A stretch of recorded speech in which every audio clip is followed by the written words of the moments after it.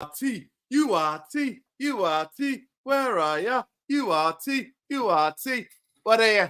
What are you? Up the Reds. Even though we're a shit.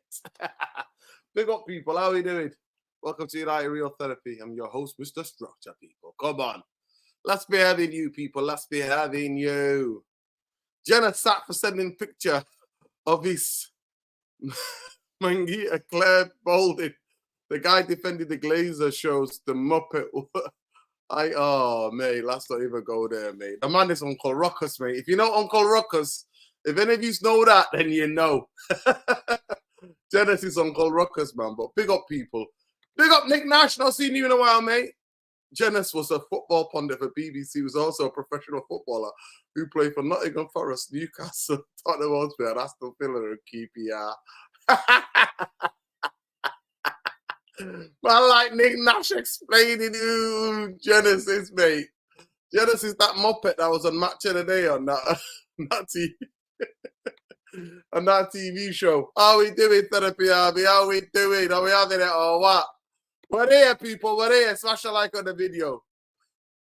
I have to wake up tomorrow. Listen, sleep, mate. You got to sleep when you're in your 80s, mate. Stay awake. Let's be having you. Janas, Hugh Edwards, commit crimes, blame mental health. And out. You're actually doing damage to the people who use Jermaine mental illness. Shame on you. Listen, I don't know about Hugh Edwards, but I know that, innit, the BBC is usually really good at covering up for people, innit? We know it. If you know historically, you know. If you know, you know. Especially if you're from the UK. The BBC, mate. Shame on the BBC. F the BBC, man. That's what we say, innit? Covering up for people who abuse people. But listen, Jermaine Jenas, the main thing why Jermaine Jenas, I don't like my guy. Establishment. My guy is sucking off the establishment. And you know what? The establishment palmed him out. My guy, mate, on the one show, I think somebody rang in once talking about something what's going on in the country. And it was like, whoa, whoa, whoa, whoa, whoa, we can't talk about that. What an absolute shill, a bootlicker for the establishment. And the establishment, you know, the boots that he was licking, they kicked him in the face, mate. That's why I'm celebrating him. That's why I'm celebrating him getting sacked, mate. Because he's the absolute bootlicker. And I can't stand bootlickers more than anybody else, mate. Bootlickers need to be booted, mate. For the establishment. F Jenas, mate. What an absolute joke. Try to protect the establishment in this country. The corrupt elites that are funding and taking part in the genocide in Gaza. This is who he is. This is who he is, people. And now the establishment kicked him, mate. Kicked him, booted him. But pick up anybody. So those of you who don't know, Jermaine Jenas ain't nothing but a two-bit bootlicker, and you got, I don't give a damn about his private life, but the establishment chewed him up and spat him out, mate. Bootlicking.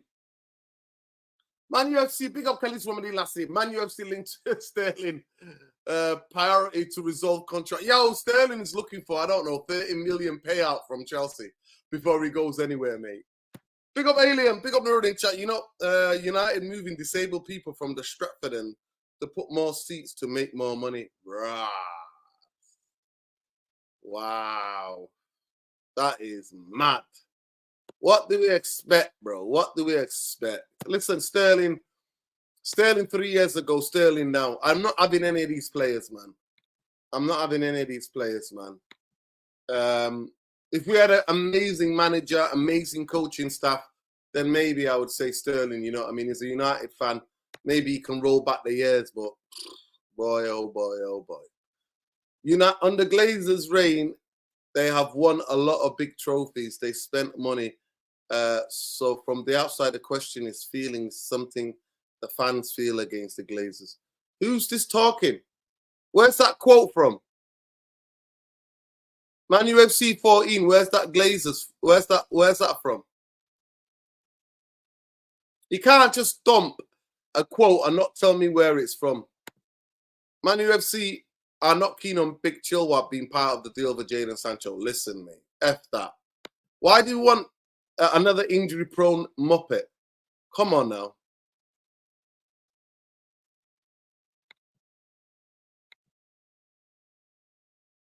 Nah, mate, he was never that person, mate. He was never that person. But people, the channel is shadow banned, so tweet the show. Let people know about it. Let's be having you, people. Let's be having you. We got a jam-packed show for you tonight, people. Jam-packed for you tonight. We're gonna go through it. We're gonna go through tactically. We're gonna go through the show tonight. We're gonna go through this on our show, but we're gonna go through the game. We're gonna talk about the game a little bit because obviously I see the reaction. A lot of people are in despair. Game 2 already, and you know what? We're back to drama settings at Old Trafford, mate. We're back to some crazy settings. But honestly, people, we're going to go through it because some of the things that I noticed during that game was absolutely shocking. No, I would not take Ben Chilwell. Andy, are you kidding me? I would not take Ben Chilwell if he was on a free, mate.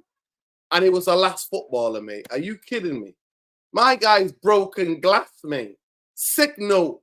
Well, I've already got 2 sick note players as left back. Do you want me going to get more sick note players?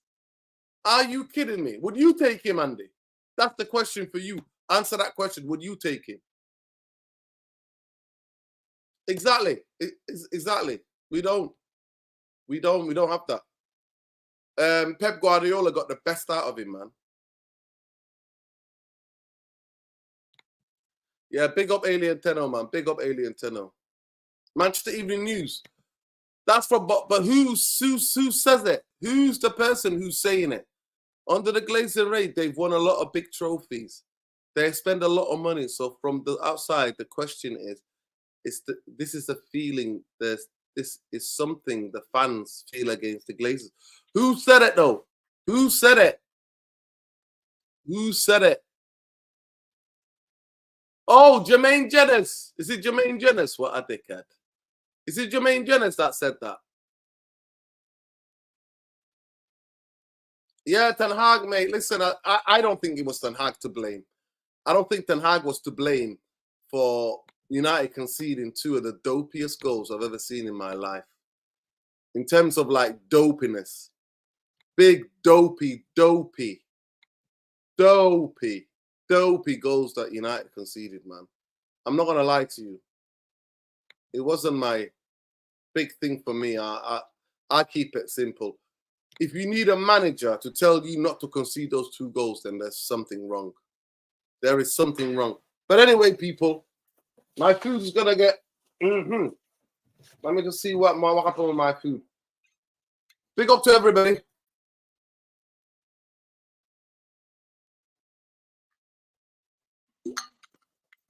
Big up to everybody. It's a late one with Mr. Structure, mate. A late one.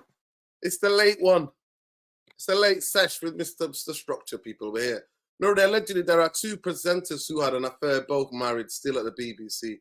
Took it out injunction to cover it up. Yeah, listen, man. It is what it is. I'm not asked. Listen, at the end of the day, I'm not asked about these people's private lives. The reason why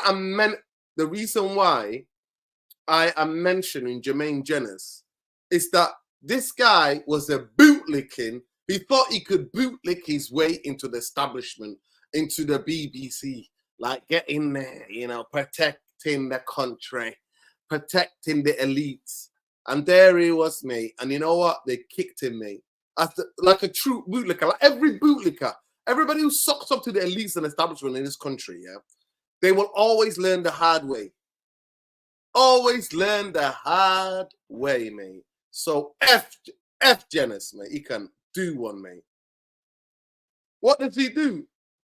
Well, he used to work on Match of the Day. He was a pundit for the BBC as well. He was commentating a lot on the Euros and everything else. But I'm not asked about his private life. I'm not asking him turking for girl on the phone or whatever. I'm not asked about it, whether he's married or not. I'm not here to talk about people's private lives. But all I know is that when I see a bootlicker, especially a person of color, behaving like Uncle Ruckus, nah, may I call it out. I don't like Uncle Ruckus's, mate. If you're a person of color and you're doing a bit of Uncle Ruckus to try to carry favor with the elites, psychopathic elites who run this country, For me, the biggest things that the BBC should be worrying about, covering up for people who are molesting children, mate. That's what the BBC should be doing. You know what I mean? And the history's there. I don't need to tell you nothing, mate. All I need to do is go and say, Jimmy will fix it. You know what I mean? Go on. I dare you to YouTube or Google, Jimmy will fix it, and see what my guy was allowed to get away with, mate. He was the part of the heart of the British establishment, mate. May the 9th. So the BBC should be protecting children from you-know-who, from the nuts, right?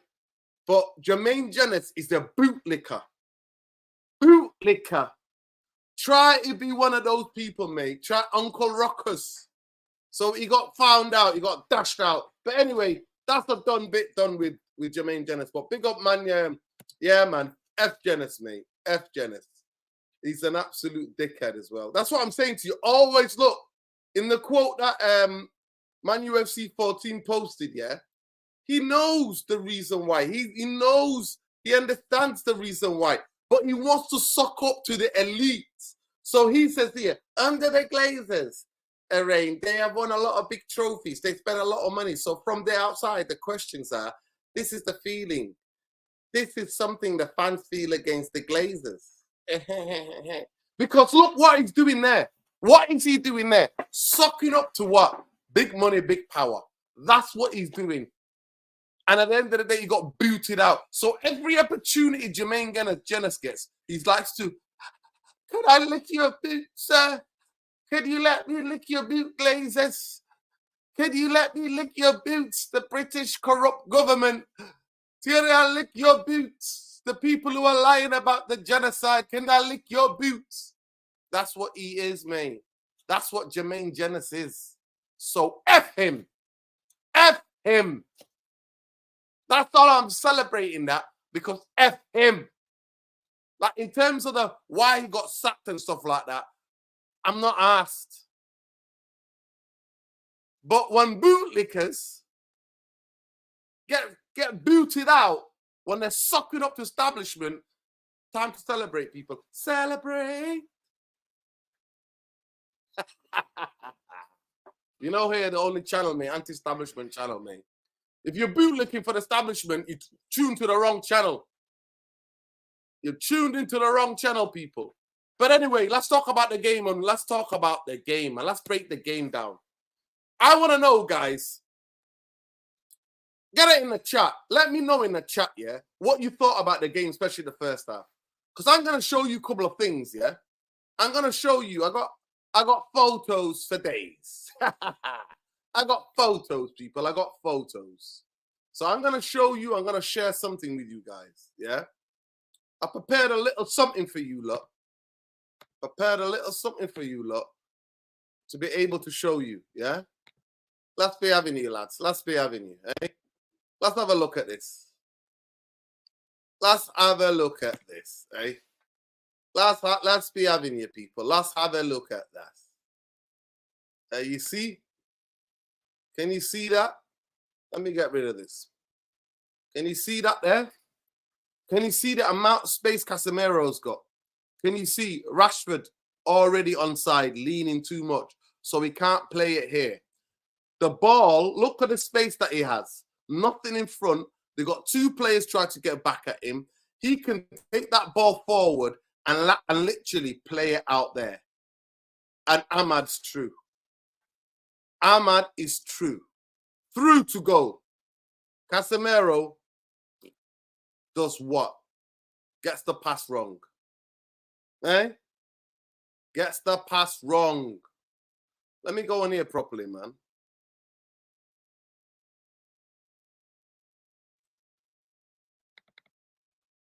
Can you see that, people? The pass should be there to Ahmad. In between, look at the space there.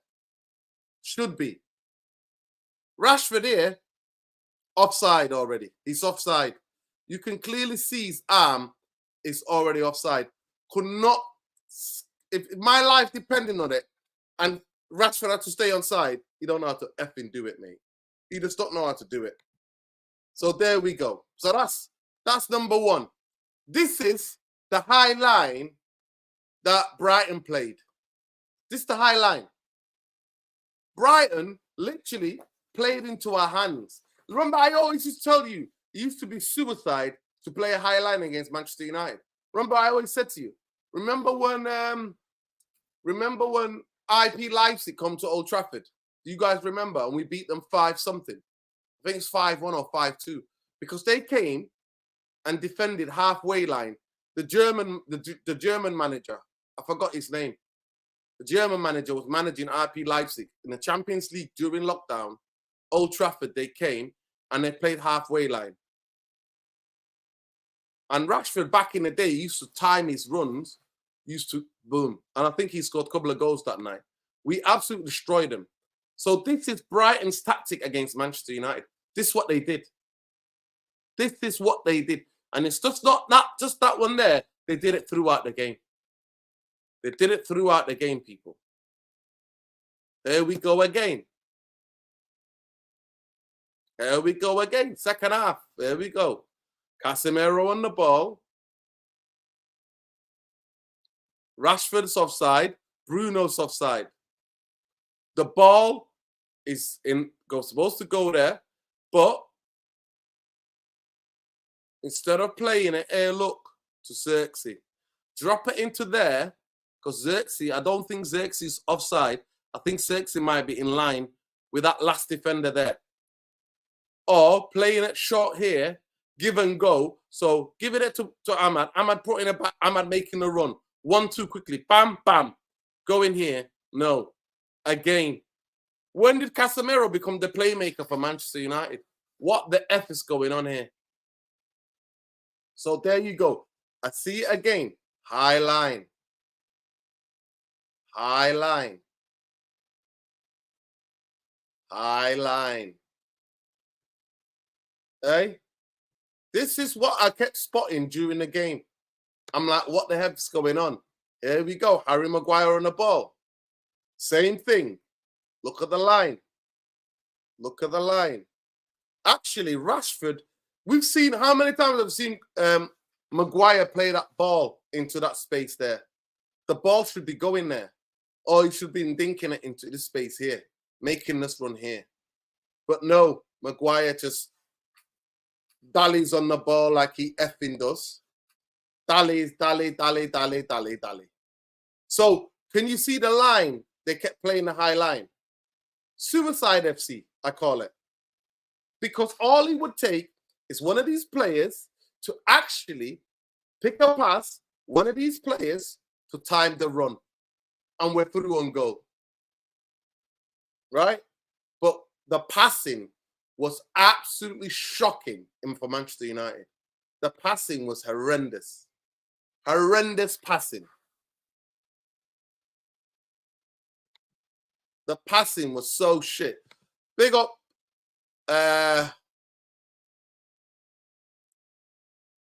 256. Big up 256, man. Same manager, tactics, stat Ajax Deadwood. Wow. He said it, bro. He said it. So let's continue, people. Now, I'm going to show you the next photo I'm going to show you. It's actually when we got it right. Look here. Same line. High line. See? Masraoui could have played the ball there to Xerxes. Massive gap there. But actually, he picked the Pep one because he didn't want to change his vision. He was looking there. And actually, this ball came from a brilliant flick by Kobe Mainoo into Masraoui. Masraoui then, bam, touches it there. And this is where we scored from. This is where we scored the goal from. The goal that we scored, this is it. This is it, people. We could not be composed enough. Any of the midfielders, whether it's Bruno, whether it's Casemiro, and it's mainly we played through Casemiro. And I don't understand this. When did Casemiro become a ball-playing centre midfield player? It should be Kobe that's getting on the ball. Try to play those through balls. Not Casemiro. But yeah. Boom. Way onside there, Ahmed. Look, it's here. He's way onside. You can see by the shade of the grass, way onside. And boom, he gets in there. Ball gets played there. He blags, he steps to the right, whips it back, bam, scores the goal. That's what we did, people.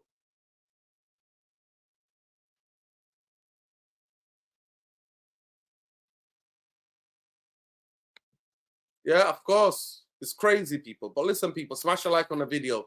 Subscribe to the channel if you're not already subscribed. St. Pauli did really well last year, so he could be the next best manager. Yeah. That's why we're brilliant, yeah. Set up a goal, mate. Assist.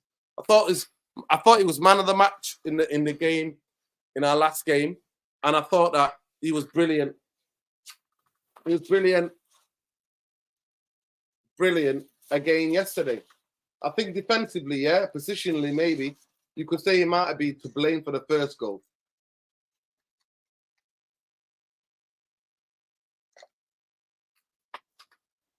You could say that, people.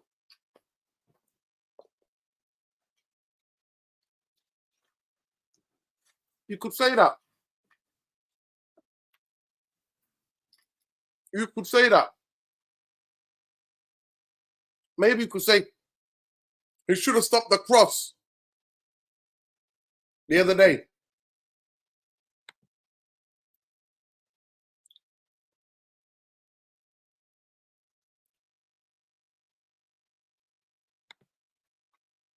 Listen, at the end of the day, people, these things happen. This is football. But Manchester United, that's why I can't really genuinely, it's not even that. It's not about outclassing. I can't genuinely blame Erik ten Hag for that, because the players are professional. They play football enough.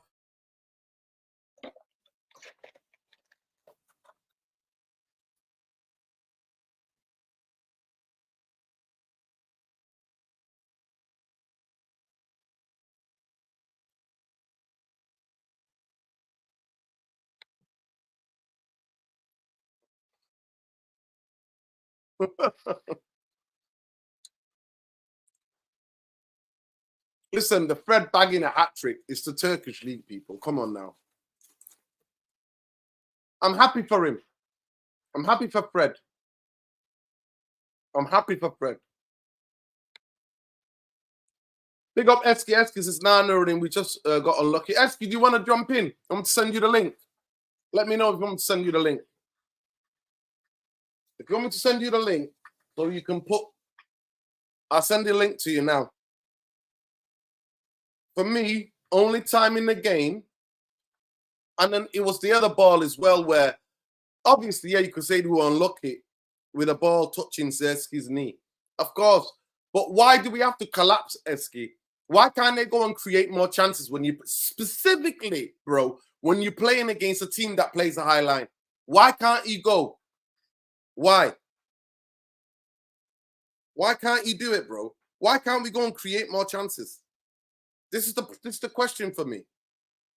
Why can't we do it? Especially when they're playing such a high line. The passing, Eski, was dreadful. Absolutely dreadful. I've sent you the link, bro. I've sent you the link. Check your WhatsApp. Why couldn't they, Manchester United, when a team's playing, look how high they are. You can't even see their goalkeeper. Look how high they are. And Masraoui was the only player to put the boom, knew it straight away where to play it. Mourinho smashing Racing Ball was crashing out of the Champions League. It's embarrassed. Yo, did they crash out of the Champions League?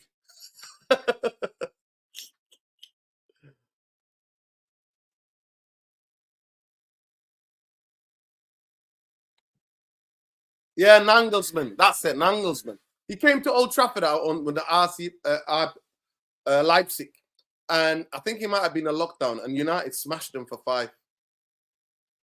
Championship manager even come with the Premier League and school Eric tonight. This is absolutely unacceptable. Moreover, we're struggling to score goals onto this foreign manager. We do. I'm not going to lie to you. Our front line doesn't seem to have chemistry. The players no. Listen, nobody has any chemistry.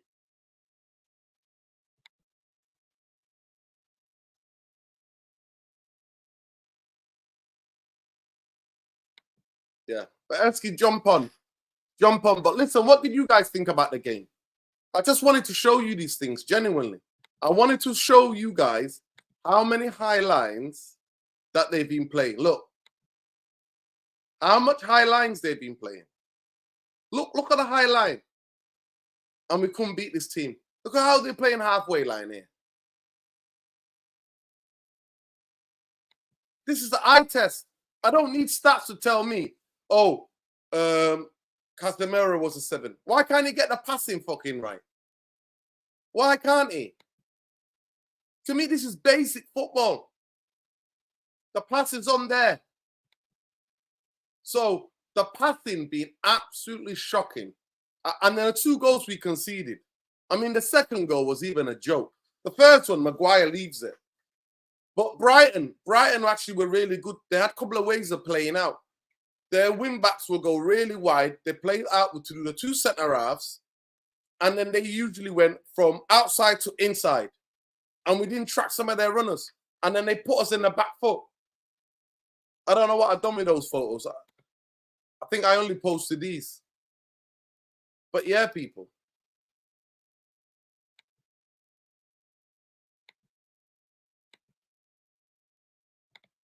Let me show you the goal that we conceded.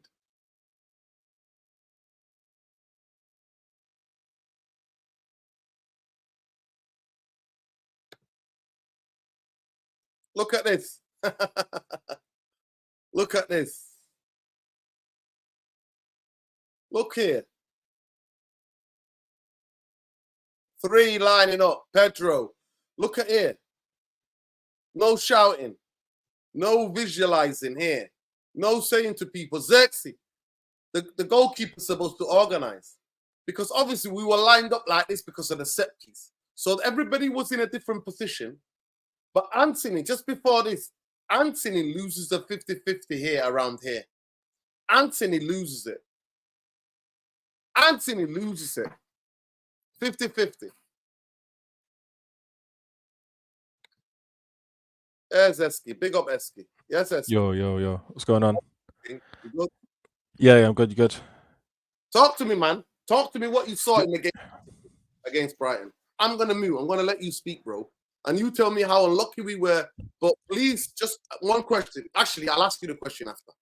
But break it down for me. Please smash a like on the video, people. Yo, get the likes up, people. Yeah, thanks. Do you know what it is? In the first 2 games, we just don't seem as clinical as other teams.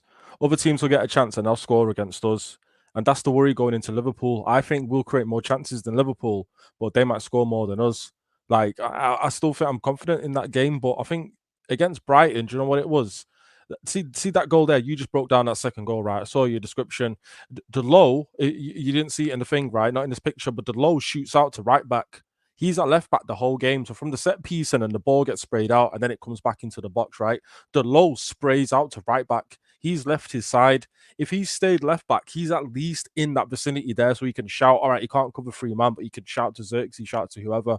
The low springs to the right back position and the ball comes back in the box. Then he has to run. He's not even in that picture there, I don't think. But there's Leacher there on the far right, and that's Casemiro on the edge of the box. The low sprung out to the right side of the box there. So for me, with that second goal, I think if the low didn't run out there to his natural position, don't get me wrong, he's not a left back, but he's naturally sprung out to the right, and the ball's come back in. So that's why that space was vacated there. The first goal, I think Harry Maguire had a chance to clear it twice. First the ball coming in and then coming across. Too slow to react to both instances is what it is there. But on another day, we score goals there. I mean, that Xerxes thing's just whatever. He's committed to the slide anyway, yeah. So for me, the second goal, I think it was Delo running out. It was poor defending, but I just think at the moment, you know, because Xerxes not that striker. Do you know what he is? He's kind of like a Firmino link-up kind of player, right? He's not that striker. We don't have an Ivan Toney kind of guy. Højlund's not available. I still think we need a striker because all that Xerxes is like a link-up player you bring on, and he's good at what he does. but we need a killer out there, man.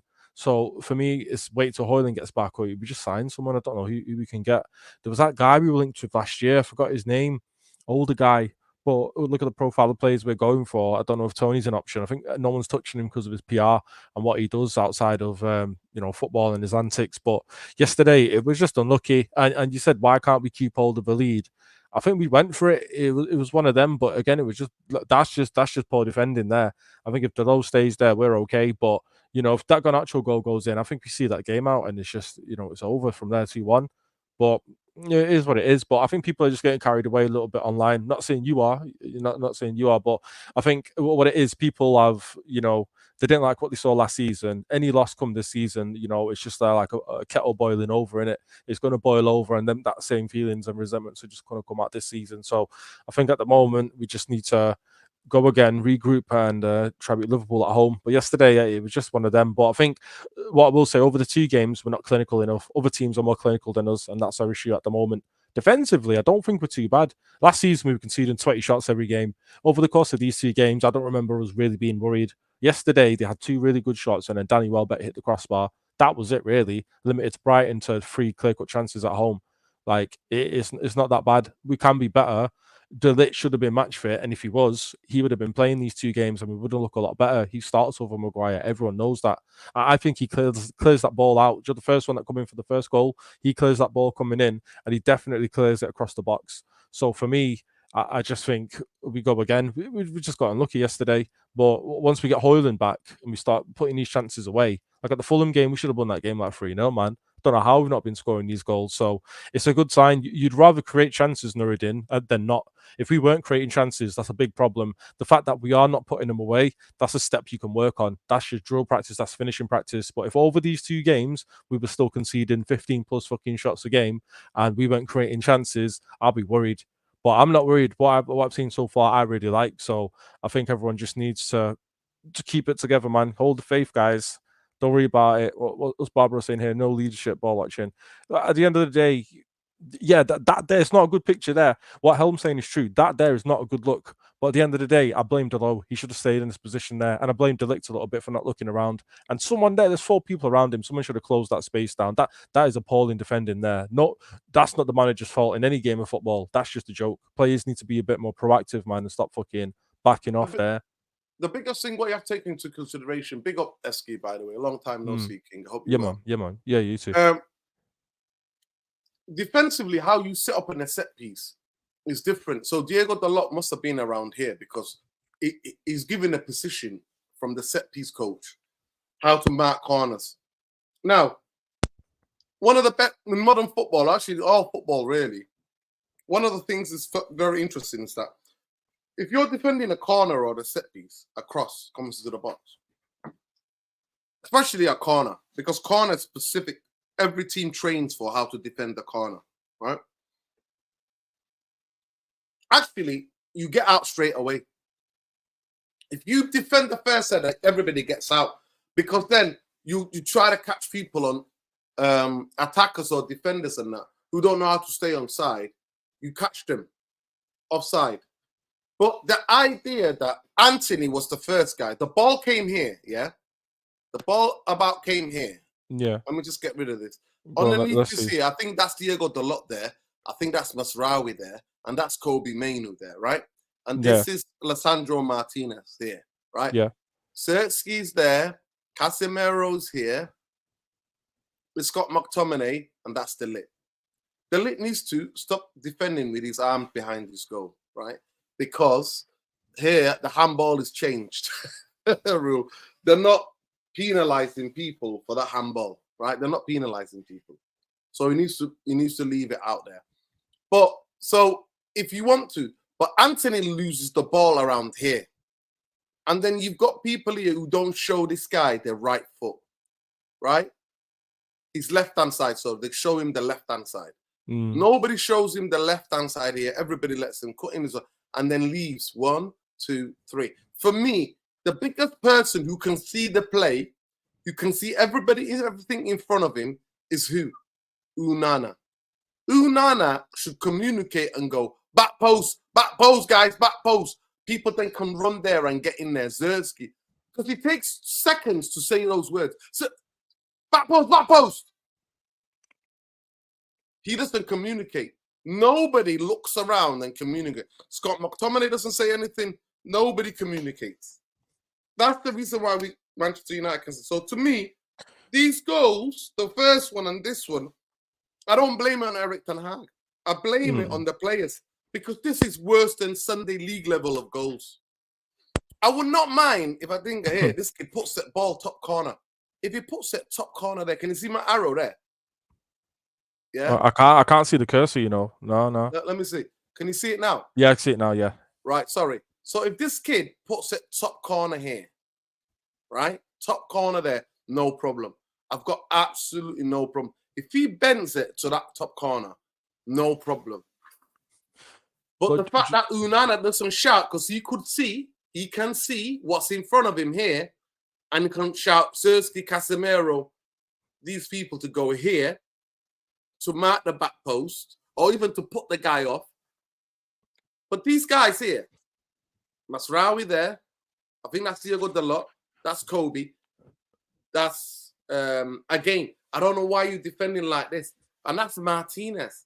Why have you got your arms behind your back? You're not going to be giving handball against you. It's changed. The rule in the Premier League has changed. So that you don't need to put your arm behind your back. And I think that's unfair to him. He's not shooting there. He's shooting here. No, so it's a still image though. Sorry, he's running. It could have been like running at stop motion, so it looks like that. I can see the way he is. It's like he's going to block a shot. If you're going to do that, you should be here. You should be there, right? But anyway, so for me, these are basic things, and I don't blame. And that's why I said the tweet. I don't blame Erik ten Hag for this. I don't. Yeah. I don't. And as the tweet says there, you can't blame these basic errors on any manager. Erik ten Hag was right to take off Rashford, Bruno, but the McTominay gimmick has to stop. We need better quality to bring on. That's what I said. That's what I said. Well, that's what I said, people. So at the end of the day, this is where we're at in terms of Manchester United. And I won't mind, Zetsky, is that this was not the Brighton of De Zerbi or even Harry Potter, Graham Potter. This actually, they're getting used to the new way of playing. They're getting used to the new way of playing, Brighton, because they've got a new coach. He's been with them for a couple of months, and they try to understand what he wants them to do.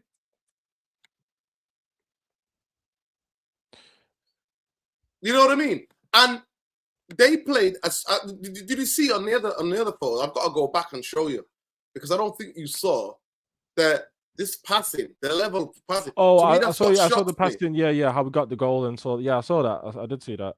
That is shocking to me. That was the biggest shocking thing in the game.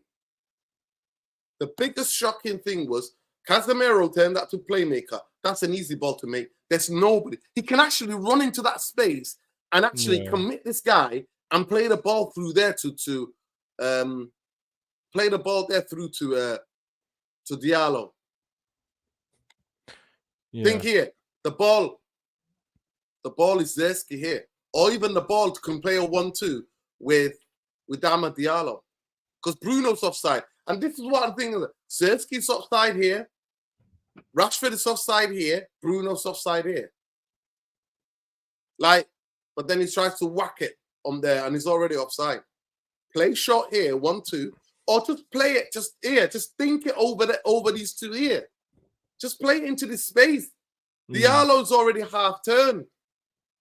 Think it into this space here for Diallo. Just imagine we had Frankie de Jong in that position, though, Nuruddin. Just imagine it's not about Frankie de Jong, bro. I swear to God. These guys make those passes in game.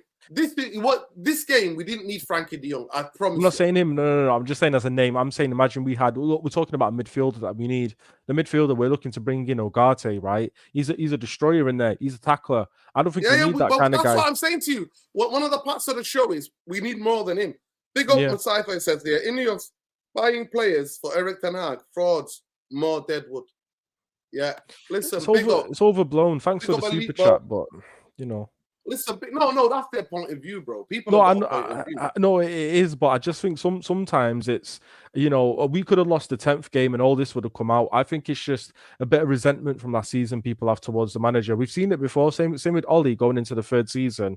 People didn't have him in the second, and then in the third, when it all goes a bit wrong, it just starts pouring out. I think we just need to, just back the manager. We're going into a game versus Liverpool, Nuruddin, right?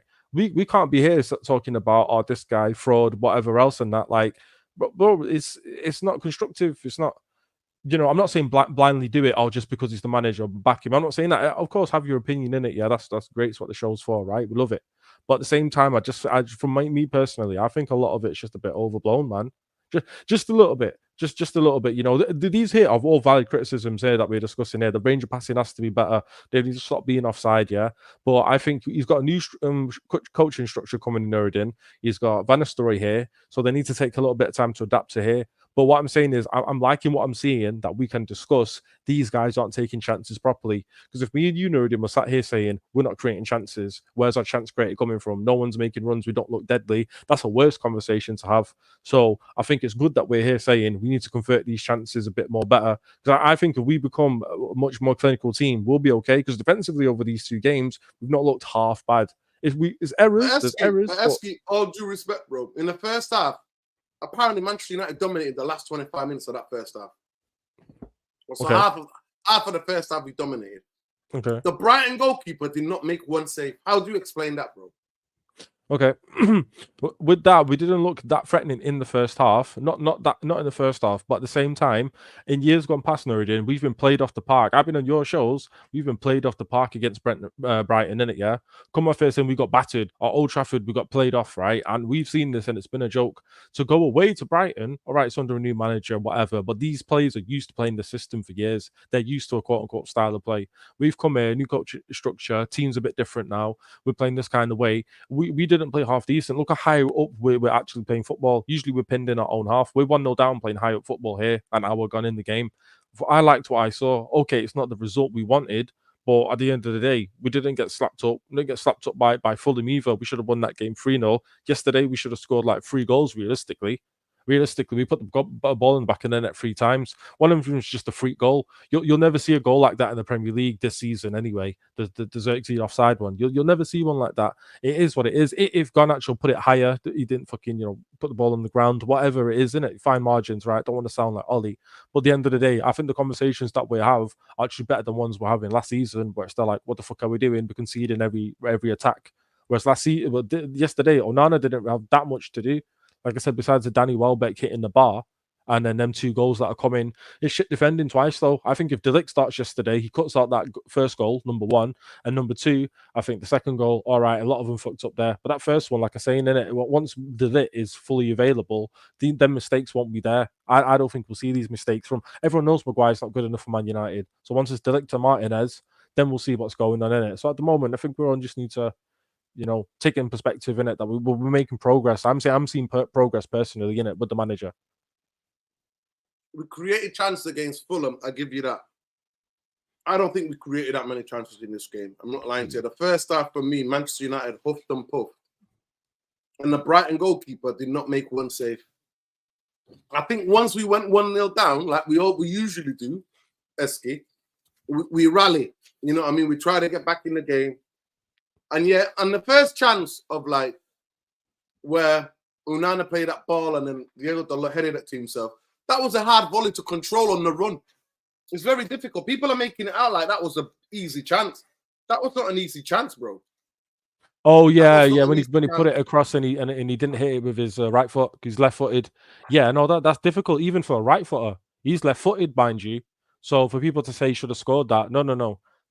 He's a left-footed player. And he's tried to hit that, but really you should hit that from your right foot because it's coming in on that side. But that's difficult technique. But what I'm saying is, is that other game, like, they scored. Brighton scored, didn't they? And then we scored straight away. Then it was offside. That Rashford one, we scored straight away from kickoff. So we did have an instant response. Okay, it was offside, but we didn't crumble, feel sorry for ourselves. That as soon as it was kickoff, we put the ball into the back of the net, and it was marginally offside again, where it bungled off Rashford in it. Again, he was offside. But at the end of the day, that shows us we've got an attacking intent as a team, and we didn't look shaky at the back yesterday. We weren't getting ran through midfield. Last season, we were getting run through every game in it, and it was a disgrace, absolute disgrace for Man United midfield. I've not seen that over these 2 games. Okay, we've lost the game and it's shit. We've not got the 3 points, but if we see that in the next game against Liverpool, I'm going to be upset. Everyone's going to be upset. But what I've seen from these 2 games is progress in defense, midfield, and the attack just needs that little bit extra. Once the attack starts scoring and we can put up 2-3 goals past these guys, that's the point, Nurian. We're a low-scoring team. When's the last time we've gone inside of a game 2-0 up at half-time? I can't remember that, bro. And that sucks. I can't remember last time we went in 2-0 up, or West Ham away, Brighton at home. We've not done that. So once we start fucking converting these chances and become a more clinical team, I think we'll be all right, because the other 2 parts of our team we sorted out. We've never been clinical under Since Ollie. No, but this is what I'm saying. Do you remember Van Gaal when he was building that team and we never got to see his 3rd season, right? And then the goals, that side of the pitch never came, the attacking side, right? I think it's the same with Ten Hag. He's built the team. Look at the defense now. Yeah, he's got his goalkeeper he wanted. He's got 3 out of his back 5 players. Sorry, 4 out of the back 5 have been his players from Ajax. Dillit, fucking Mazraoui, Martinez, Onana. That's 4 in it, yeah. And then he got Malacia from Dutch League, guy who he knows, right? Essentially, they're all people that he knows. Midfield, you know, gets guys he like Mason Mount, and then he's got trying to get Ugarte in there. Menu's sick. Bruno's doing whatever. And then Garnacho and our attackers, right? Our attacking bit now needs sorting out. Like me and you were saying, Nuruddin, get 1 or 2 good midfielders in, a creative midfielder, and an Ugarte. I think we need an Ugarte. And do you know who's available on the free, Nuruddin? And you're gonna laugh, yeah? And you're not gonna like it though. Verratti on a free. Marco Verratti as a playmaker. No, hold on. None of this 2-year, 3-year bollocks, yeah? Get him in on an 18-month, come in some games and just play that playmaker. Eriksen's getting off, right? Eriksen ain't got the legs for it. We're just telling Verratti, just hold and play deep. This guy is a playmaker. I'm not saying get this guy, needs to save you, and our season's relying on him. But in terms of playmaking in the midfield, like Joe was actually signaled in that the fact that Ten Hag had the bollocks to take off Bruno the other day. When's the last time you've seen him hooked? I've never seen Bruno Fernandes. He was shit though. But he'll be shit and never be hooked though. Is that not true? The amount of times he'll play and we're all like, what the fuck are you doing? And he never takes him off, and he took him off. So for me, it looks like he's making these decisions so he can take him off and bring on a different creative player. Play Ugarte, change the midfield up, play a diamond. You know, play back 3 at times, back 5. So what I'm thinking is this season we are going to see it. It's just going to take a bit of time. Fans just need to stick with it. I think once the goals start coming in this season, we'll look like a dangerous team. Like we might not score a high amount of goals, but we just need to be clinical because we are creating chances. That's what I think. I just genuinely don't see it, bro. Okay. Manchester United do not keep possession of the pitch. We don't, you know what? You have to keep the ball. So let's say here on this here. Yeah. Let's have a look here, right? So we've got the team here. Mm-hmm. We need to be able to keep the ball here in these areas, yeah? For us to sustainably attack them constantly. We don't. We lose the ball because of crap passing. They get it. They come and attack us. They come and press us. And in the last 10 minutes, they deserve to win, bro. The last half an hour, 20 minutes, they deserve to win. As soon as that goal, we didn't get that goal, mentally, our heads went down. They pushed on halfway line and camped us in our own area. They did that, bro. They were pushing to get the winner. I think they were... I don't know, though. I don't know if I can agree with that, because I think overall in the game, we were good enough to win that game. Towards the end, like you're saying, okay, fair enough. They might deserve to win it at the end. But at the same time, we don't have a recognised striker available. Sorry, go on. Bro, the last 10 minutes, they were dominating the game. I was doing a watch-along with Saeed. Big up, Saeed. Yeah. And Saeed was saying, you know what? Please don't lose it. If you can't win it, don't lose it. Don't lose it. And their goal for me wasn't a surprise. It wasn't a big shock to me. It was coming. It was coming, bro. And everybody could see it. If you're watching that game, he made 4 subs and they had a bigger impact than the subs that Ten Hag made. I don't know what Ten Hag's bench was like. I don't think it was a good bench. Well, yeah, Anthony on there. All right, whatever. Sancho's not available. Højlund's not available. We didn't have any good attacking players to bring on, to be honest, and try to change that game. You know, I think Chido Obi, the kid from Arsenal, should be on the bench at times. You know, the fact that Højlund's not available, I would have fast tracked him and said, listen, because apparently we've told him, Nordin, you're our third choice striker anyway. So technically, with Højlund out, he's our second choice striker. He should be around for me. All right, he's 16 years old, but he's a serious guy. I don't know if you've seen any highlights of him, that kid Chido Obi, but I'm not saying he's the answer, but he should be around. Basically, everything's agreed with Manchester United. You have to wait because he's 18. You have to wait almost 16. like 30 days right, to be able to work out a package, even though his contract ran out at Arsenal. You have to pay a compensation. And that could take about 25 to 30 days. So he's not available to us at this moment in time. Right. Okay. That's the reason why. I didn't know that. Okay, fair enough. But if he was available, this is what I'm saying. We still need a striker. We still need an attacker. I'd get an Ivan Toney in. I'd bring someone like that in because Xerxes not a striker like that. I don't have the money to get Toney, mate. We're selling to buy. Look, McTominay's going, so we're getting a midfielder. Once Wan-Bissaka left, we got 2 players in. We're selling to buying, right? So I think if Sancho goes to Chelsea or something mad happens like Rashford to PSG, which I don't see happening this late in the window, right? But if something like that happened, I think we can get players coming in. I just don't see Rashford and that going. I think Sancho might go, and we might go in someone. I keep an eye on deadline day, innit, man? We usually do deals on that on deadline day. I think we will get someone. But I think it'll be an attacking player deadline day. We'll get UGARTE in before then, defo. What are people saying about Gordon? What's going on there? You score? Anthony Gordon remains keen a potential move to Liverpool. Oh, ex-Evertonian? Nah, he wouldn't. He wouldn't, would he? That'll be a story. This is the news, mate. That's the news. I'm just checking what else is dropping. What's Ornstein's doing, mate? Let's have a look. See what else is trending. Depay, where's Depay going?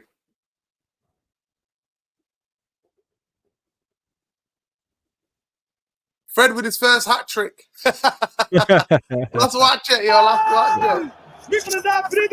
Let's watch it. Fred with his first hat trick, people. Can you see it? Let's see this goalkeeping here. Listen. He's made the goalie there. He's actually made the goalie there. I would get a hat trick, mate. I would get a hat trick. Oh my God. With a goalkeeper like that, I would get a hat trick, people. It's a wet pitch, folks. It's a wet pitch there. Oh, no, listen. Again, Butterfingers. Oh, so that's a nice finish there. Go on, Fred. Federico. Big up Fred. Big up Fred, mate. Big up Fred. Memphis Depay. I don't know what's happening with Memphis Depay. I don't know why he's trending. Well, I don't know why he's trending. I don't know. Maybe he's going to Brazil. Yeah, they wanted him in Brazil. Nicolas Pepe's trending as well. Do any of you remember Nicolas Pepe? Oh, he must have scored there. Let's see. Is he playing for Villarreal? Yeah, I think so. Yeah. Assist there. Vlahovic was trending as well. What are people saying about Vlahovic? I think he scores the goal, doesn't he? No. He sets up a goal. Yeah, he set up a goal. Yeah, he set it up. Set it up. Yeah. Kampala's playing. Is Kampala playing? Let me see if I can see Kampala. Kampala. No, I can't see Kampala. Oh, Willy Kampala. He's there, isn't it? Yeah. He's there, yeah. You say what was trending? Scroll down. I've seen Vlahovic. Yeah, there, but under Henry. What are people saying about him? Oh, he got player of the match. All right. Yeah. What a header. Wow. Scored the header. Chiesa going to Liverpool, people. No way. Yeah. Chiesa going to Liverpool. But you know what? I don't want him at Manchester United. No. I don't think Italians do well here. Goal, by the way. Yeah. Poacher. Now, some do. Zola was unbelievable. Kazaragi. Not recently, though. Yeah, maybe. In the modern era, not really. That's the point. Jorginho, half decent. Yeah. Balotelli, whatever, but that's about it. We have to be ourselves, not just Ajax or City or Liverpool. Yeah, big up, man. 100%. 100%. The attack isn't great. We've been scoring goals 57, 58 for the past 3 years. That is poor. We're already minus goal difference. Are we minus goal difference? Yeah, no, actually, we're even. We've scored 2, conceded 2. Yeah. We should play Zersky. Yeah, we should. We should play 2 up front. Yeah. We should, for me personally. But what did you think about Bruno's performance on Saturday, Zersky? Yeah, it wasn't good. You know what? I don't know what it is. Maybe he just needs time to get going. He didn't travel in it on pre-season. Was he just he went on holiday and he went back to Carrington? So I don't know what's going up with him. I like Mason Mount though. His pressing's really good and the team's cohesively more pressing. But I think Bruno was a bit off. Do you know, for me, he should be playing deeper now. I think he always should be playing. Like, even when we signed him, I thought he was going to be that deeper guy. He didn't turn out like that. But he's got a good range of passing. Do you know when he's up top in it? Yeah, he does the simple shit, but he fucks it up. I think his deeper range of passing is really good. So it's them pictures you're pointing out where Casemiro was. If that was Bruno, he sees them passes. He can pass them really nice. So for me, I would set up a midfield of him as the deepest player alongside Ugarte and Manu in the 10 or Mount in the 10 or something like that. That's what I would do at the moment. But yeah, his performance on almost Saturday, Sunday wasn't good. So you're meeting her then. You're meeting. Bruno divides, yeah. At times he can look incredible. At times he just looks like an average footballer to me. But let's have a look at this. Oh, for 15 million. 50 million euros. That's like 10 million or 12 million. Yeah. Yeah, but my guy's too injury prone for my liking. I ain't gonna lie. He's too injury prone. Yeah. Too injury prone. And I also think that if United were to sign him, we've already got a player like in Garnacho. He runs into dark alleys sometimes. I'm just saying, I just remember him 20 euros. He was unbelievable. He was unplayable then. But lately, I don't know what he's done. You know what I mean? Mm. How many of you would have signed Chiesa? And how many likes we got on the video? We got 200 of you in here. How many likes we got on the video? Khalid, have we got 100 likes on the video yet? Like the thing, people. Come on. You know the thing.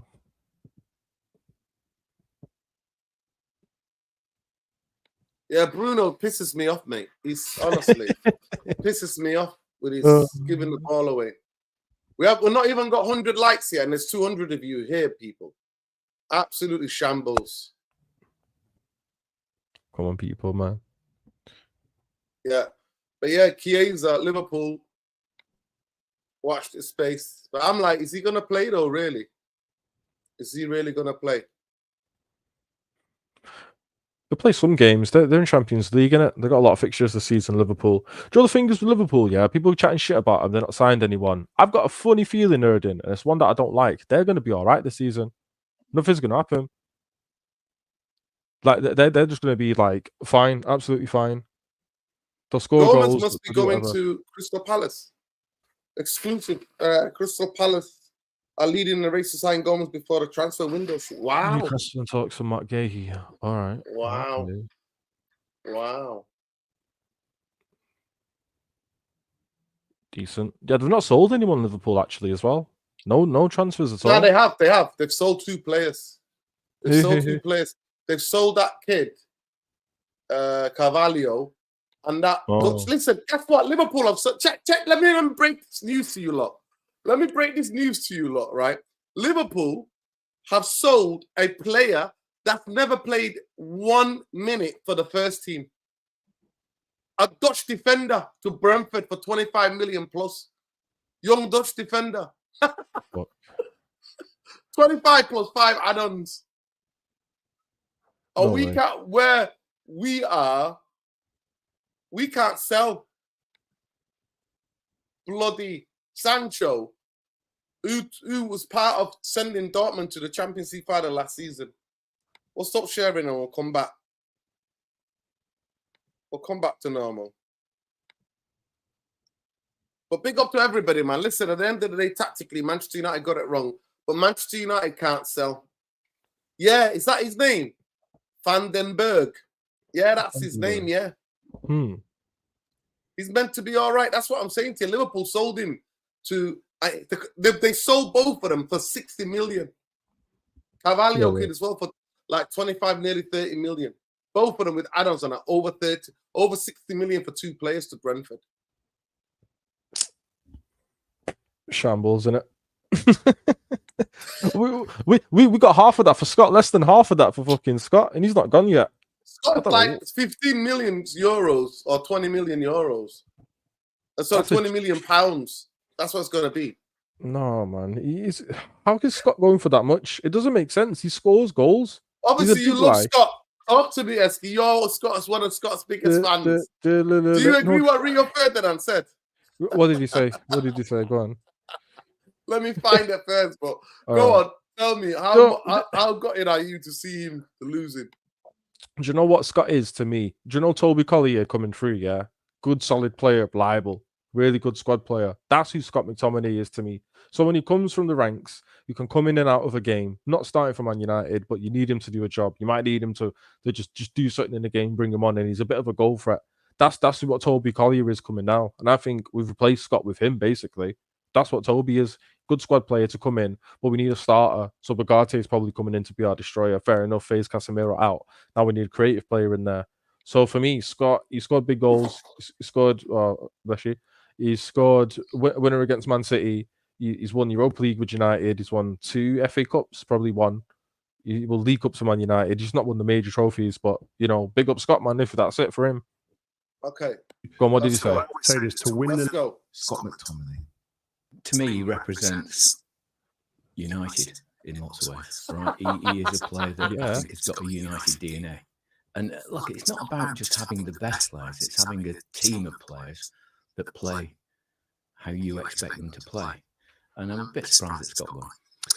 I completely agree. I look at Scott McTominay and like, not every player can be a star standout player or franchise type player. I always say this, to win the league, you need the likes of a John O'Shea. How dare you? Brown, how dare you? The likes of Don't. How dare you, Rio Ferdinand? How dare you compare John O'Shea was chipping Seaman at the Highbury, getting last-minute winners at Liverpool? How dare you just West Brown setting Ronaldo up for an amazing header in the Champions League final? Darren Fletcher, man of the match on the massive Champions League nights. How dare you compare him to B-Tech Scott McTominay? He said in terms of glitz and glamour. No. Yeah, that's what he said. Hold up. No. Look what he said. No, run it back. Wait a minute. How dare you even have the same language as have the word Scott McTominay, Darren Fletcher, legend, O'Shea, the man that met Vigo. How could you talk about next Vigo? Gave Vigo the eyes and put it through his legs. I know. And West Brown, who was absolutely ravished by injuries. Yeah. How do you compare those 3 Manchester United legends to bloody Scott McTominay, who got a winner against Brentford? Come on now. There's levels to this. I'll run it back for you just for you. Right, look what he said. No, keep going back. Yeah. About here. Yeah, go on. I completely agree. I look at Scott McTominay and like, not every player can be a star standout player. I'm not asking you to be a star. Player. Hold it there. I'm not asking you to be a star. I'm asking you to be able to fucking pass the ball. I'm asking you to not just have this gimmick where you go out wide, cross it in, and I might get a leg on it or a toe on it. No, I want you to actually be part of the build-up. I always say this, to win the league, you need the likes of a John O'Shea, a Wes Brown, Dan Fletcher. You need the likes of Chicharito, Ole Gunnar Solskjaer. They were amazing. United. Or you need the likes of somebody like a Alvarez when he was at City. Do you know what I mean? You can come in. You go, oh well, last season Doku was coming. Alvarez just went for 80 million euro, 64 million pounds. Yeah. To Atletico Madrid. It's impacting games, not necessarily always starting all the games. So, them players are huge. You need those players, and they understand the DNA, especially the ones that have come through the academy. There's a lot to be said for that as well. Man United have always stood by that. So it really doesn't sit well with me. I just feel like to replace him, you're going to have to spend 30, 40, 50 million pounds and give him 150 a week probably. Like, it's not going to be cheap to replace him, but and it's a gamble. You don't know what you're going to get with that next player. Whereas he's like, you know what you're getting. It's on the tin. He's there. He turns up when he's playing. He might not always be an 8 or 9 out of 10, but invariably he's a good solid 7. And every now and again he will be an. Listen, can I just breaking news? Yeah, breaking news to Rio Ferdinand. Rio. Looks like you've been in the sun for too long, lad. I see that nice glistening tan. Not everybody's a multi-millionaire that can't fly anywhere, right? But let me say this to you. You know how out of touch you are? You sound like Jermaine fucking Jenas. How out of touch are you, right? The players that you named were all incredible. I never saw them as a lesser player, the players who started, right? I never saw John O'Shea as a bench player. Darren Fletcher as a bench player. I never saw Ole Gunnar Solskjaer as a bench player. I never saw Wes Brown as a bench player. I never saw Chicharito as a bench player. I looked at Manchester United players, whether they're starting or whether they're coming off the bench, to make a massive difference. I agree with that part of your argument. The idea that you're making it out like Scott McTominay, a guy, I'm sorry to say, we should have kept Fred. Fred is more talented than Scott McTominay. Scott McTominay as a defensive midfielder has no clue. Now, for granted, he's got all the heart, all the DNA of the heart, but at elite level football, it's not about DNA. The DNA of Manchester United is the Buckley fucking babes. Technically, fantastically gifted footballers.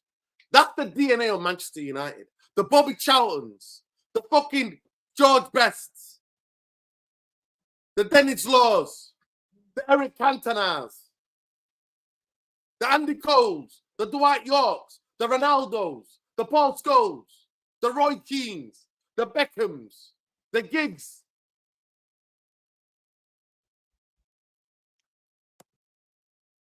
Honestly. Scott McTominay.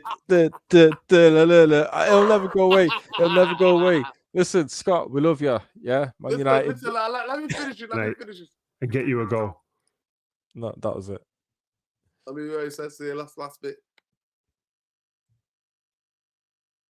And but invariably he's a good solid 7, and every now and again good he solid will be an 7 and get you a goal. Nah, mate. Sorry, mate. You're having a laugh.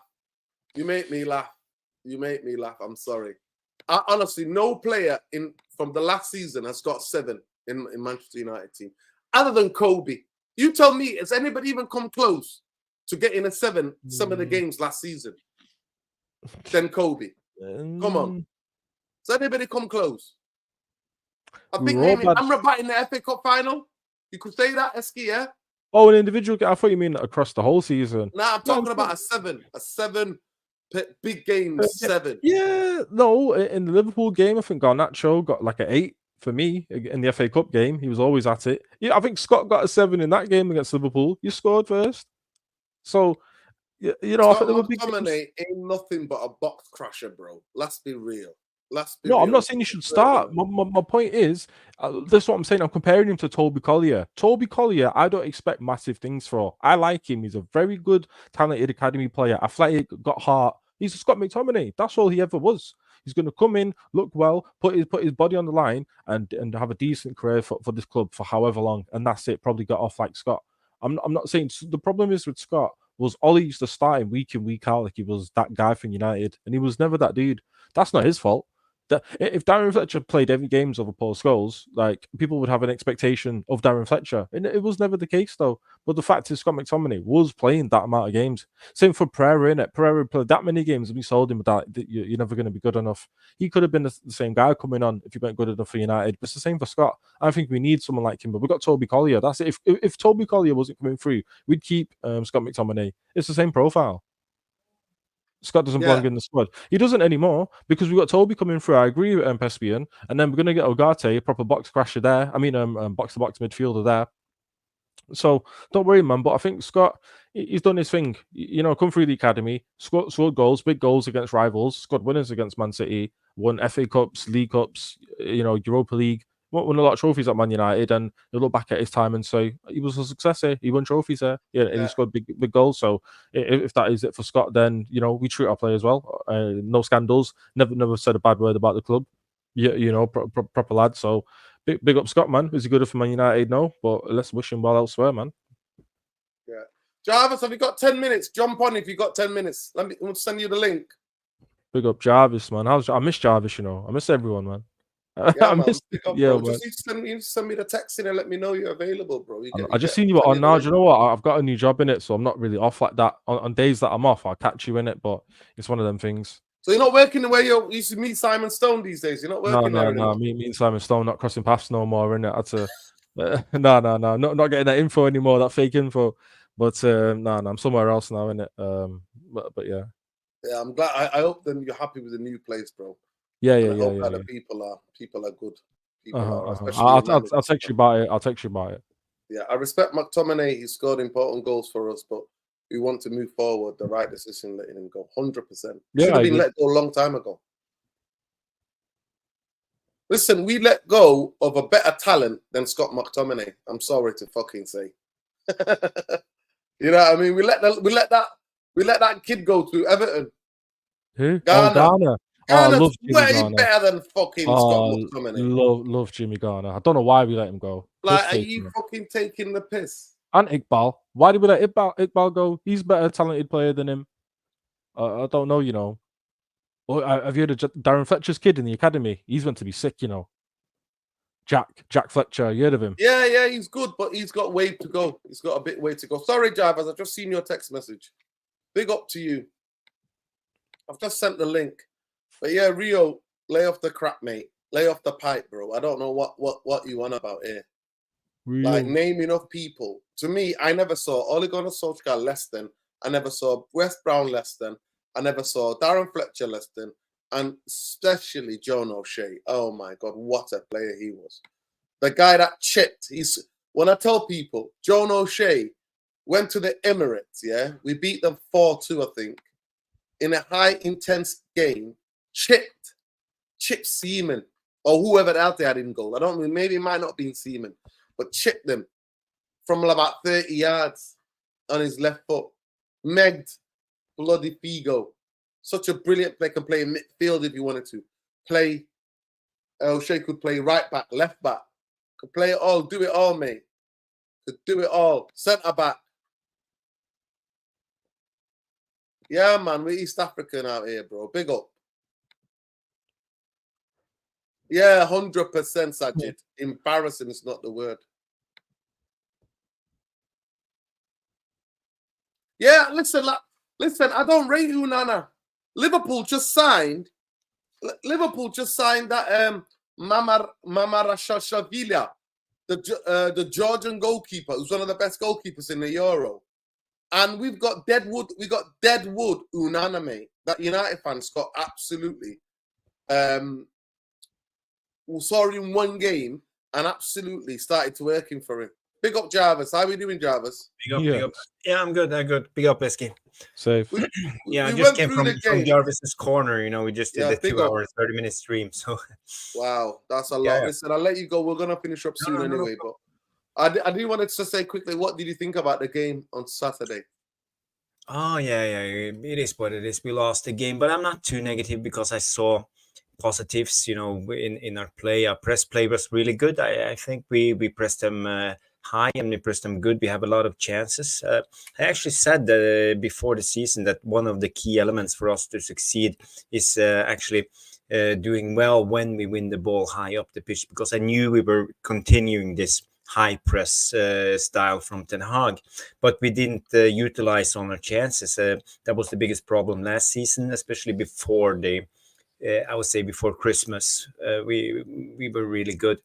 So next. Jarvis, I'll ask you this question. Last 25 minutes, especially in that first half, Manchester United got the press right, but in the first half, their goalkeeper had zilch to save. What the fuck is the point of having a press, Jarvis, when we can't even test the fucking goalkeeper? It's $1 million fucking question. Yeah, well, we did. We tested him, but not actually. We had the cross from Dallo that I think he should have scored Diallo on that cross. He should put his head out and headed it in the goal. We had that one offside with Rashford when he scored with his heel. That was almost a goal. We had a couple of shots. So we had a big turnover, high turnover with Kobe Mainu. When he came into the box, he started to dribble a little bit. It could have been a big chance. So I would say we produced something, but we didn't produce like out and out shots on goal. So I'm not too unhappy with the first half per se. The goalkeeper made zero save for me. The reason why you press, the reason why teams high press, is that the press becomes the number 10. The press becomes the thing that gets you directly to goal. And I'm sorry to say, yet again, and it happened in a lot of times in the first half. Actually, we did test the Fulham goalkeeper. We did, but we tested him 3 or 4 times. Yeah, in this game, the goalkeeper was not tested. I did not see him make any saves whatsoever, especially in that first half when Manchester United supposed to have played good. And I thought, Jarvis, I showed it, and I can get it up for you again because I made the photos. I'll show you. For me, this game was worrying because this was not a De-Zerbi. This was not a De-Zerbi Brighton. No, Brighton team. This was not. Fabian Hirsler, St. Pauli. Yeah. This was not. So I'm going to show you. Just bear with me. I'm going to show you, right? Let me just share this with you. Let me go back to my page here. Home. Yeah. Let me show you the photos. This is the photos that I took for the show because we broke it down and we went back into it. So let me show you this here. They played such a high line. It was fucking unbelievable. The level of high line they played. Can you see this here? I see. Look, Casemiro, all he has to do is go forward and play that ball between. Look at the gap between the two centre halves here. Yeah, look at the high line they've played. Look at the high line, and they haven't even perfected it properly yet because he's way back and he's slightly dropped, so they're not even in line. He gets attracted to the player here, Mount. He's here. That ball, he can take couple of touches, play the ball through there, or even just chip it into the space here, right? Into that space. He doesn't do it. We go again here. Again, another high line. Casemiro on the ball again.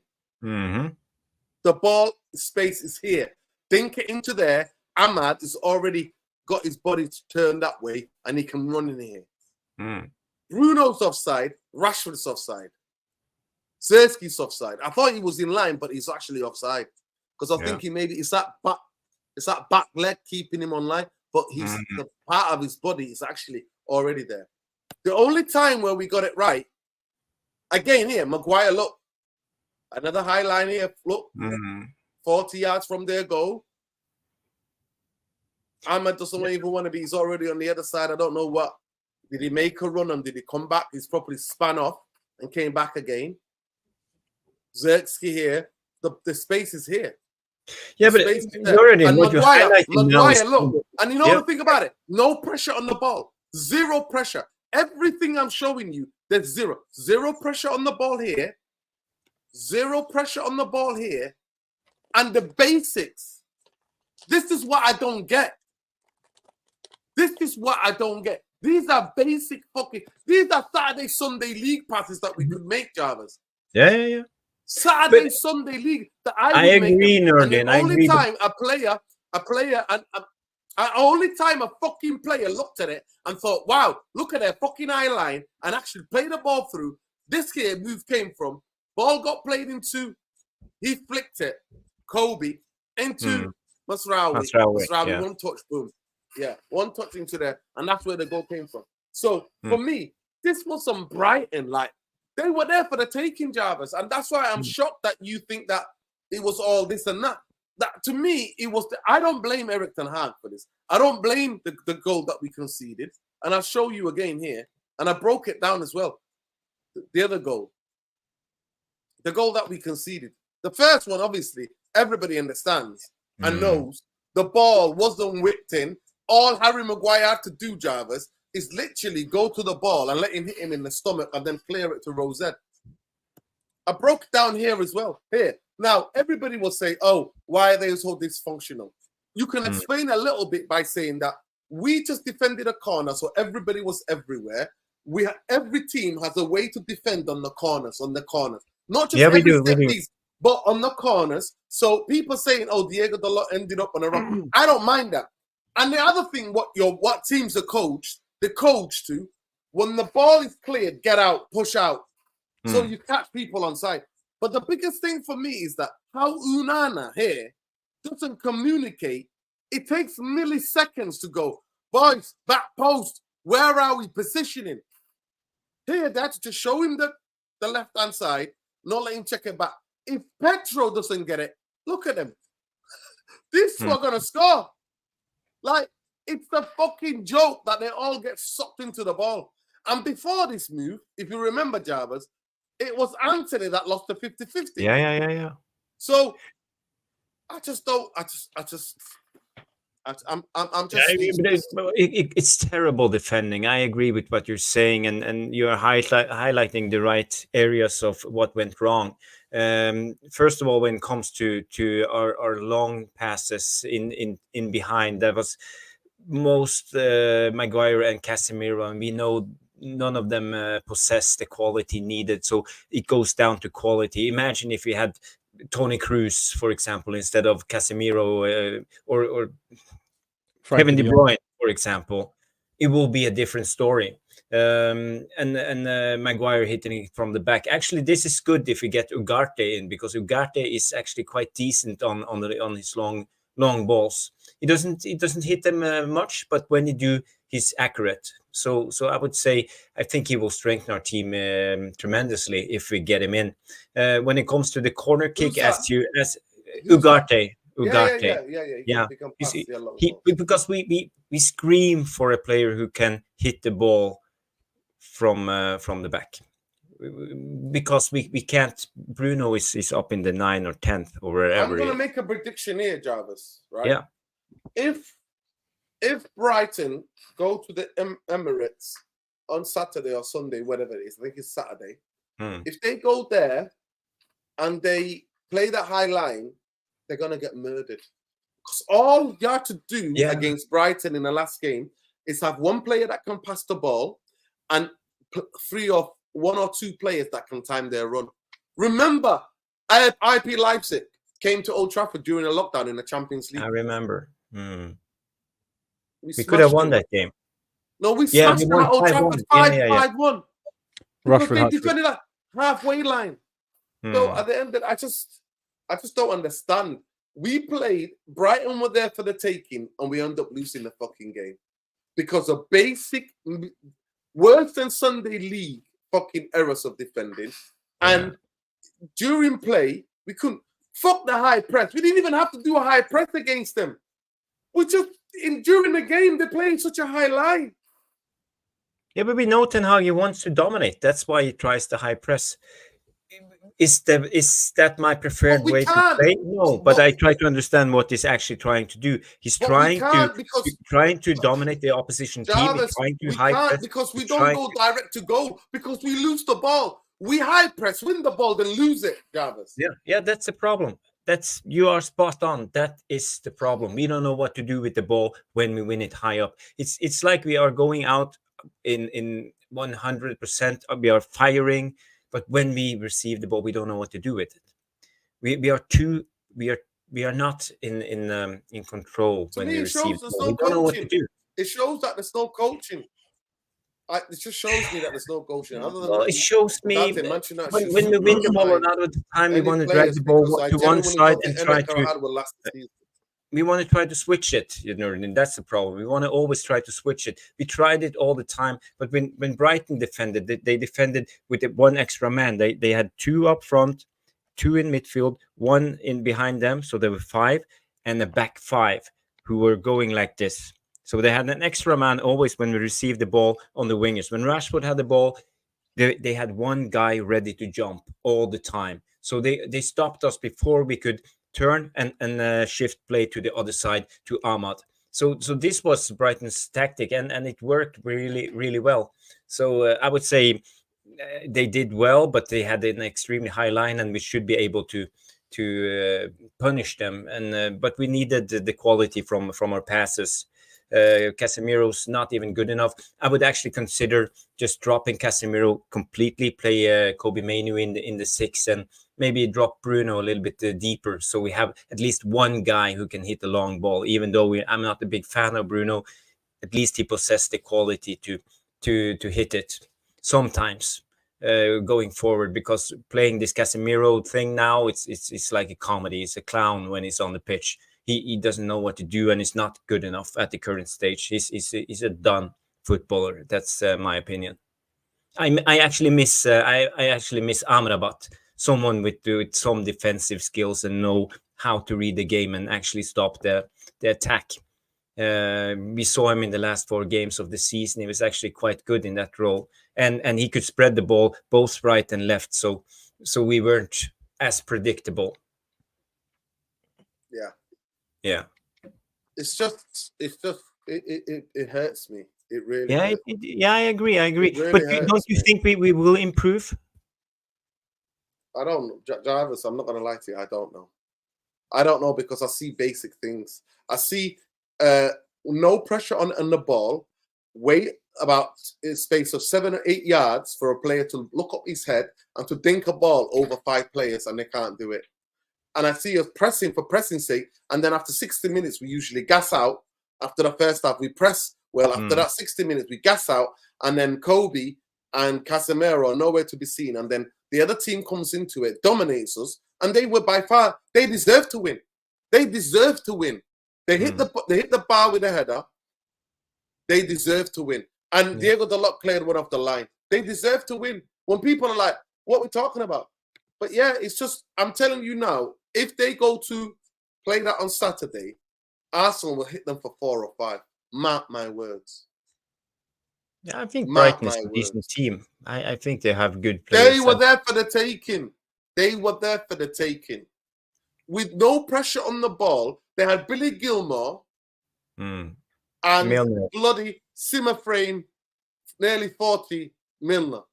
And they bullied Bruno. Milner nearly scored. Yeah, he did. Yeah, Come Dalot on, saved people. it on the line, you know. Yeah, he almost scored. But I see what I see as a positive. I would say, Nuruddin, we don't get overrun while we press. Because last season our biggest problem where we were pressing high and we overcommitted and we lost the ball and they ran right through us because we left a big gap in the midfield. We haven't done that so far. We haven't conceded 20 shots plus every game. So I see improvements in our press play. We Mason Mount and Bruno, they isolate the press to one side in how they move. They move like this. So they know how to control the press into one side when they do. So we get to compromise and overload one side. So we are better in winning back the ball when we press. But then they don't know what to do with it. Yeah, and that's the biggest problem. We need to figure out what to do when we win the ball. I actually saw they came down their right hand side more. They actually, when we pressed them, they came down. They went out wide then straight to the middle. Right, with the 2 centre halves would go out wide with a 5 because they play the 5, the wing backs. They would go out and then to end because the positioning. One of the big things about Kobe is that positionally he's not a defensive player, so he gets caught sometimes sleeping. Yeah, well, that's not entirely true. The biggest problem with Kobe was he had 2 men to do. He had to mark the fullback and Milner at the same time because Licha got insecure and he stopped pushing up because we man mark, but we doubled up on Welbeck after a while because Welbeck was coming. That goalkeeper was dropping onto because his the chest. plan was for Licha to push up on Yeah. Milner, so Mainu could go out on the winger, but Mainu was alone against two, so I will defend Mainu. You know, it's not his fault. That was more of a structural fault with the man marking. Yeah. No, Ty, blue tie, you can say that as a City fan, yeah. Welcome. You can say that. That's the truth. But that, to me, I blame that on the fucking Glazers. Because we should never been here where we are right now. Where we're getting bopped around by fucking... And to me, this is actually... This, I think, Rashitas tells it as it is. It's actually embarrassing for Ten Hag. He lost 4 out of 5 against Brighton. Brighton, you know... And people like Marcel tell me this manager wins the league. Okay, hell. I don't even think we're going to finish in the top 6. Some people think that Brighton might finish higher than us this season. No chance. Come on, guys. I'm telling you, from what we see, we don't score goals, bro. We don't. 2 games. We don't score goals. Don't matter. It was fucking the whole season last season. That's last season. What, the first season? Good season.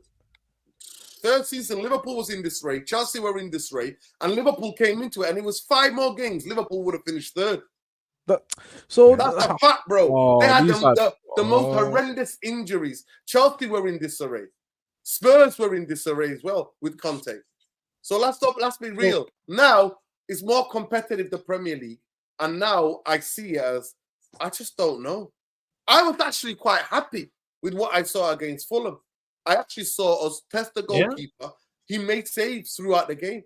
But here, I didn't see the Brighton goalkeeper make any saves. Yes, we were unlucky. To me, what's worrying, Jarvis, is that psychologically, when we had the goal disallowed, our heads dropped. We struggle with our mentality. That's a fact. That's a fact. And I read somewhere that we conceded 6. We have conceded 6 goals in the dying minutes, and under Ferguson, we conceded goals in the dying minutes 2 times, and lost the game. Yeah. But I can tell you what, most of them were last season. It was Fulham, Brentford, Chelsea. Who else? There was 3. There was 3, and there was another 2 teams. Last season, there was another 2 teams we lost to the last minutes. I know Brentford, Chelsea, Fulham. They're the 3 I remember. There was another 2 games we lost in the last minutes. Yeah. Was it Brighton again? No. We beat Brighton away last season. Oh. It was the last game of the season. It was, yeah. We won against Brighton. Yeah, that was the last game. It was Ten Hag's first win against Brighton. And that came the last game of the season, where they were all on the beach. We beat him in the cup now, the FA Cup. On penalties, yeah. Yeah, I don't know. Who beat us 5 minutes of the game? I don't know. Nuruddin, I made a note to myself in the 23rd of June when I wrote down improving ball control during high tempo moments will transform Man United into a formidable force. But we haven't done that yet. But I have pinpointed that is one of the biggest issues. And that was in June. So improving ball control. Arsenal. We conceded the last minutes. Arsenal. Oh, Declan Rice, yeah. Yeah, Arsenal. So that's the 4. There was another team. There was 5 times. There's another team. Arsenal, Fulham, Chelsea, Brentford. Which one is the 5th? Who went down last year? Was it one of them? Don't know. Yeah, tiredness. Yeah, 100%. The high intensity pressing with no effect for me, and we get tired. And Kobe should have come off. Casemiro should have come off. Bruno and Rashford, I definitely agree with that. I 100% agree with that. But the gimmick of Scott McTominay, I don't agree with that. You see him try to juggle the ball? Jarvis, I was thinking about you when he was trying that. And then that bastard Anthony, what a dickhead. What an absolute dickhead, Anthony. Trying flicks and tricks when we need to get hold of the ball and jumping out of a 50-50. Yeah. Yeah, why did he do that? He didn't commit. Would have ended the game. Yeah, but listen, people, we've done it. Yeah. I've said Fulham, Brentford, Chelsea, Arsenal. There's one more team. One more team. I don't know what the other team is. But yeah. No central attacking. No amazing runs through the middle. No quality players who can ping a long ball to players' feet. No 100%. one who can shoot from the range. Same shite. We need Deadwood out. But, bro, he's already bought in nearly 20 players.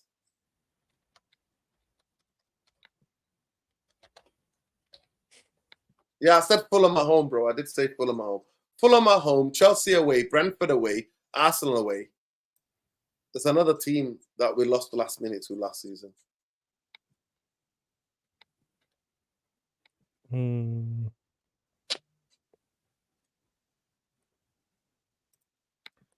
Spurs are their ground. Yes, Spurs. Was it Spurs? Was that Early last on. minute? Early on in the season. No, it was Forest. Was it Forest? I think we lost to Forest. Was that in the cup? Yeah, it might be Forest. Yeah, it was Forest. Yes. Gibbs White or somebody. Yes, we lost to Forest. Remember? We lost to Forest. Yeah. Spurs. I think it might be Spurs. Yeah, because that guy scored the goal at the end, towards the end of the thing. Yeah. It was one of the. Yeah, Spurs. you're right. You're right. It was Spurs. Yeah. But anyway, people, big up to everybody. Big up to you, Jarvis. How's the golf going? Yeah, it's going better and better. You know, I'm improving my technique, and yeah, I'm actually quite confident right now. So yeah. The putting, how's that going? Oh, the putting, well, that's the most difficult thing in golf.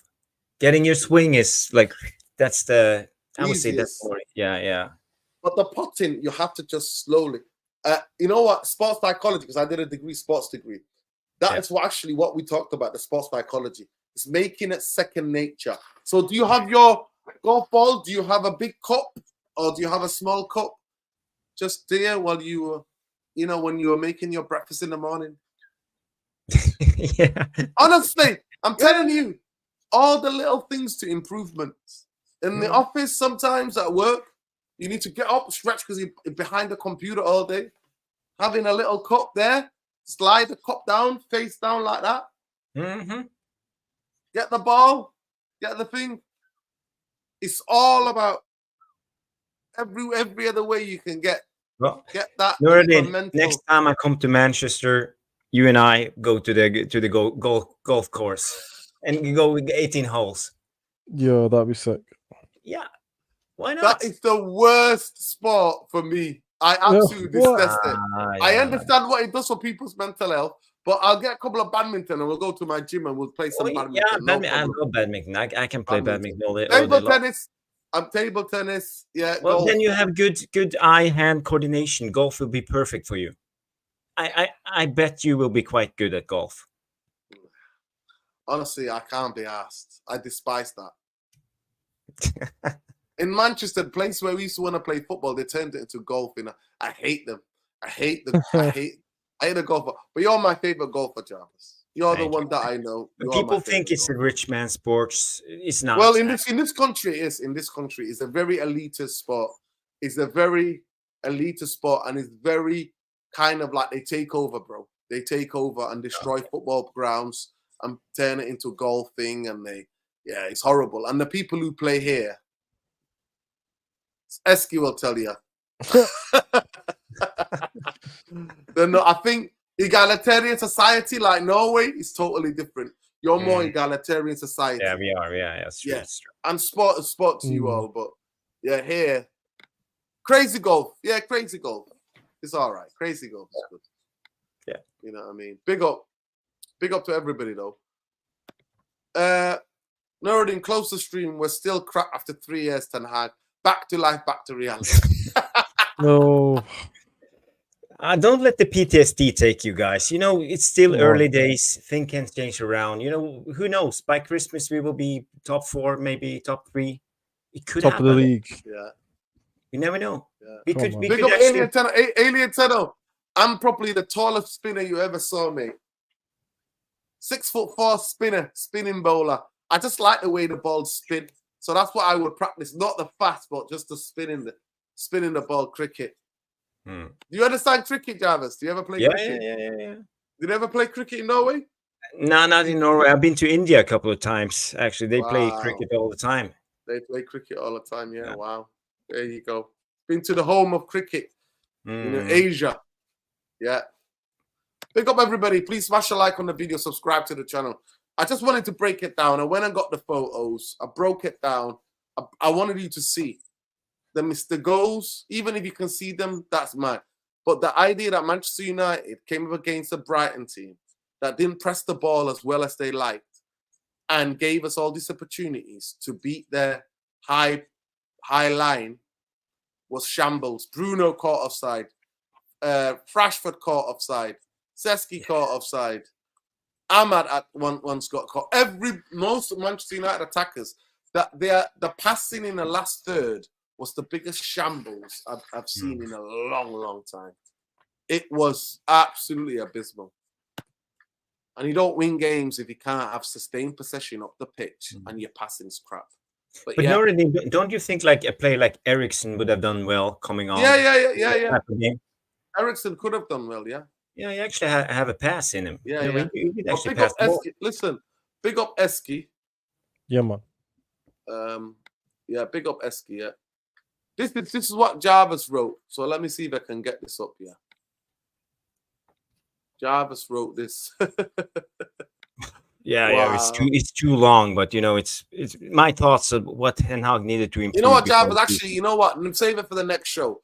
Put it Yeah, on yeah, put it on the A4. We'll share it, and then we can read it to the people next time. But big up everybody.